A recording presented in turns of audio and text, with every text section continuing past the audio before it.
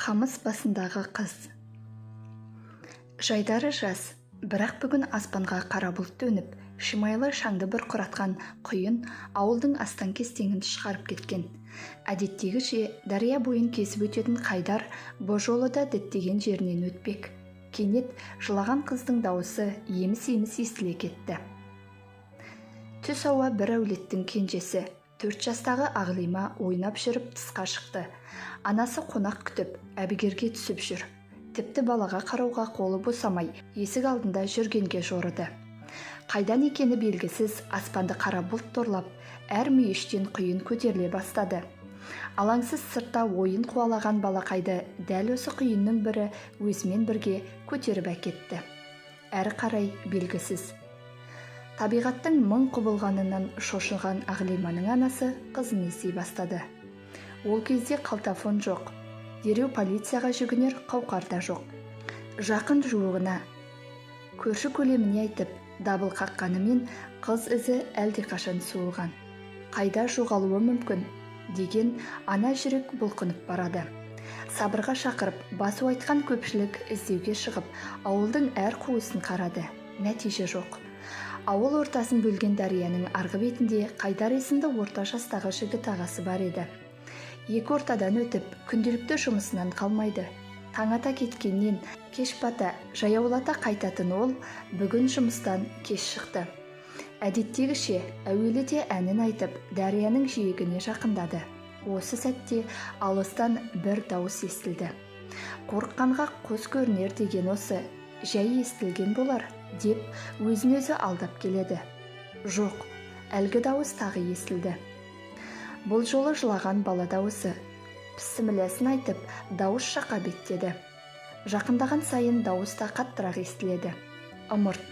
Енді ғана тоқтаған жауын иесі мұрынды жарып барады. Ал жаңбырдың әр тамшысы қауғалай өскен қамыс бойынан сырғи түсіп, денеге мұз боп тиюде. Тітіркенген тола бойды әлгі дауыста екі есеге үдетуде. Сарыбайдың қызымын, Сарыбайдың қызымын, деп шылаған бүлдіршін қамыс басында отыр. Бір тал қамыс. Ұзындығынан екі қолымен жармаса ұстаған балақай тоқтаусыз жылап тұр. Самал желмен теңселіп, қамыс басынан түсе алар емес. Апырай, бұл не деген құдірет, деген Қайдар қос қолымен көзін тырмалай берді. Адам сенгісіз, мақұлықтың бірі болар деп қайта-қайта пісімілесін қайталап жатыр. Кәлимасы да аузынан түсер емес. Бірақ жылаған бүлдіршін сәл ентігін басып, Сарыбайдың қызымын дегенін қайталай берді. Тілі енді ғана былдырлап шығып келе жатқан Ағлиманың бұдан білер өзге сөзі де жоқ еді. Қамыстан қолына жырата алмай шырылдап қоя берді. Не істерін білмей, мелшиіп тұрып қалған Қайдар есін енді ғана жиғандай. Қазір, сәл күте тұр, жарай ма?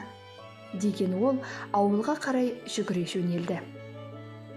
Ауыл ішіндегі тұрғындарға ентіге жетіп, Сарыбайдың үйін сұрады. Әлденені сезген көпшілік Сарыбайды ертіп дарияға беттеді.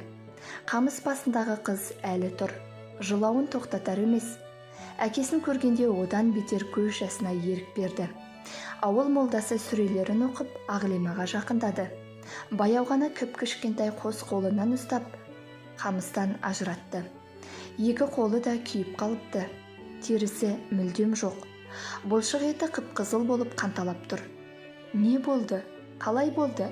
Деген сансыз сауалға жауап та жоқ еді. Тілі былдырлаған бүлдіршін тек қолымен әлденені көрсетіп жылай берді. Құйында жын болады деседі.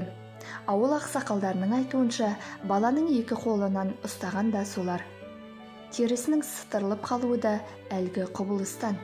Дегенмен жауабы жоқ тылсымның құпиясы сол күйінше ашылмай қалған еді.